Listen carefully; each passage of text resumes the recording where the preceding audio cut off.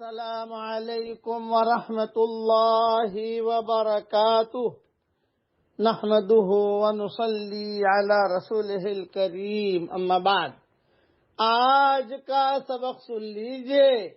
آج کے سبق کی سرخی ہے قرآن سے دوستی کیجئے، پارٹ نمبر 79۔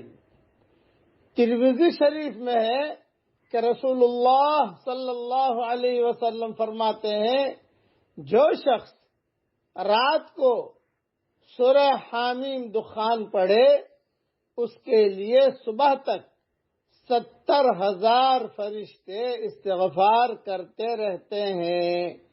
نمبر 2، ترمذی کی ایک اور حدیث میں ہے کہ جس نے اس سورہ دخان کو جمعہ کی رات میں پڑھا اس کے گناہ معاف کر دیے جاتے ہیں۔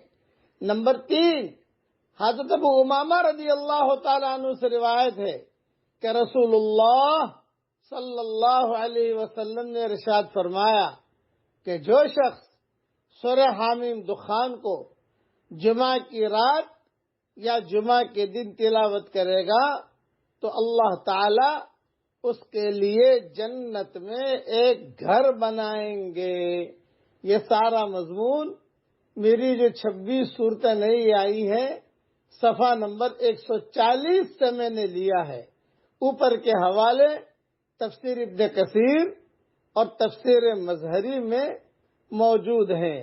تفسیر مظہری جلد 8 صفحہ 379 پر یہ سارے مضمون موجود ہیں۔ آج جو کوشش کرے کہ رات میں سورہ دخان پڑھ لیا کرے، 70,000 فرشتے اس کے لیے استغفار کرتے رہیں گے۔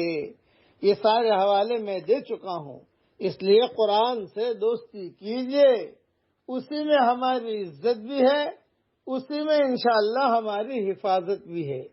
اب پڑھیے میرے ساتھ، اللہم حسن فرجی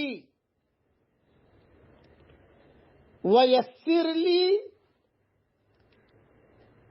امری۔ اے میرے پیارے اللہ،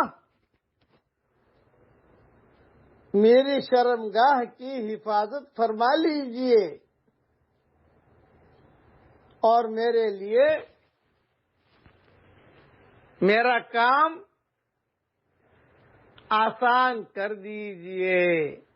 بس اگر کوئی شخص کسی گناہ میں اور حرام کاری میں مبتلا ہو اور اس گناہ سے بچنے کی آرزو اس کے دل میں ہو تو سچے دل سے دعا مانگنے کا اہتمام کرے، وہ اس گناہ اور حرام کاری سے بچ جائے گا انشاءاللہ۔ اللہ تعالی ہر قسم کے چھوٹے بڑے گناہوں سے ہم سب کی پوری حفاظت فرمائے، آمین۔ وآخر دعوانا ان الحمد للہ رب العالمین۔